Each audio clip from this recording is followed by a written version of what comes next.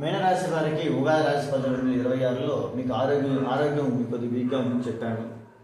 ఈ రాశి వారికి ప్రధానంగా చేసి పాదాల్లో కొద్దిగా ఇబ్బందులు ఎక్కువ వస్తూ ఉంటాయి. ఇక్కడ పాదాల్లో కొద్దిగా ఎక్కువ ఇబ్బందులు, మంటలు, చాలా వీక్గా ఉండడము, నరాల బలహీనత వచ్చేసి వీరికి ఎక్కువగా ఉండడం ఇది కూడా మీకు చూపిస్తూ ఉంటుంది. అంటే ఇక్కడ మీనరాశి వాళ్ళకి పాదాల్లో ఉండే నరాలు కూడా చాలా వీక్గా ఉంటాయి అన్నమాట. పాదాల్లో ఉండే నరాలు కూడా చాలా వీక్గా ఉంటాయి. తర్వాత మీనరాశి వారికి యొక్క పొట్ట భాగం, అంటే ఇక్కడ వచ్చి నాభిస్థానం అంటారు. ఈ భాగంలో కూడా వీళ్ళకి వచ్చేసి ఏమవుతుందంటే కొద్దిగా గ్యాస్ట్రిక్ ప్రాబ్లము, కడుపులో మంట, అదే మనకి వచ్చేసి వీళ్ళకి వచ్చేసి కొద్దిగా బ్యాక్ పెయిన్, ఆల్రెడీ వచ్చేసి వీళ్ళకి వచ్చేసి బ్యాక్ పెయిన్ వచ్చింది, అదంటే కొందరికి కంటిన్యూ అవుతూ ఉంటుంది.